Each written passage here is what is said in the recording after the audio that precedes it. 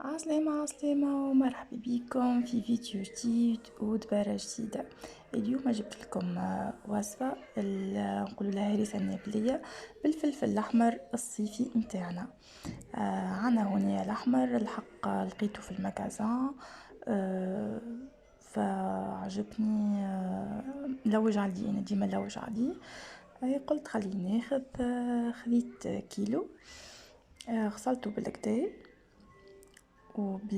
بيان سور معناتها بالماء وشويه خل، ومن بعديك خديته وبديت باش نحيلو الراس الفوقاني هذاك ونشقو في اثنين ونحيلو الزريعه متاعو. بون راهو هو ماهوش حار، الحق متاع ربي ماهوش حار معناتها، اما بنين بالكدا، معناتها اون ديري كانك تاخذ في الهريسه على حكوك كونسيرفي. مي هذا الفرشك معناتها متاعنا حاجه بنينه بالحق، حاجه بنينه على الاخر ونظيفه وتشدك. حسيلو خذيتهم كي بالقرن نظفهم بالكدا ونحيلهم الزريعه متاعهم.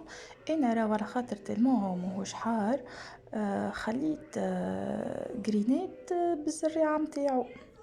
نحب هكا الزريعه معناتها، نحب الزريعه هذيك. حطيتو وقعدت ننظف فيهم هكيكا الكل، كيما قلت لكم خليت جرينات فيهم الزريعه متاعهم. بالحق تعطي بنا. تنجموا راهو معناتها تنجموا تحطوها كيما سلطه مشويه مع شويه زيت زيتونه وكعبات زيتون، تحبوا طيبوا بها تعملوا بها كل شيء معناتها، فهمتوا؟ معناتها كيما الهريسه العربي. ما هذه الفلفل الفرشك.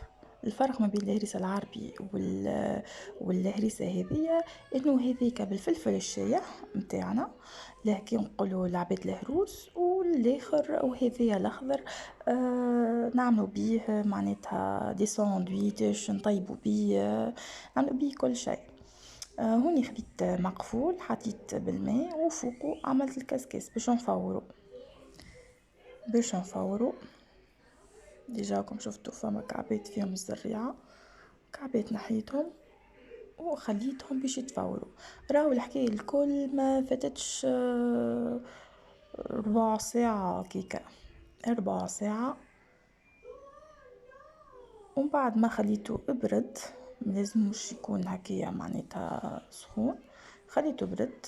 هوني حطيت له سنينات ثوم وشويه ملح، راهي التفيوحه متاعو ملح وثوم هكاها هاكا. انا خضر قسمتهم على زوز نقعد هكيكا نرحي بالبراء، سواء اللي عندهم براء ولا اللي ياخذوا الميكسور معناتها، فهمتوا؟ معناتها زوز يجي بهم يترحى. وهنا كانت الهريسه متاعنا حاضره وفاوحه وبنينه، نودكم ولا نشهيكم. يا اون بلوس زدت عليها زيت زيتونه وتتخبى. وهوني نوصل بكم لاخر الفيديو، ان شاء الله تعجبكم الرسائل، وفضلا وليس امرا تشتركوا في القناه وتفعلوا الجرس وتبارتاجيوا الفيديو ما بين احبابكم واصحابكم هكيكا باش تدعموني وتشجعوني. ونخليكم توا في امان الله، ونقول لكم ان شاء الله عيدكم مبروك، ونقول لكم ان شاء الله في وصفة اخرى وفي فيديو اخر. بسلامة.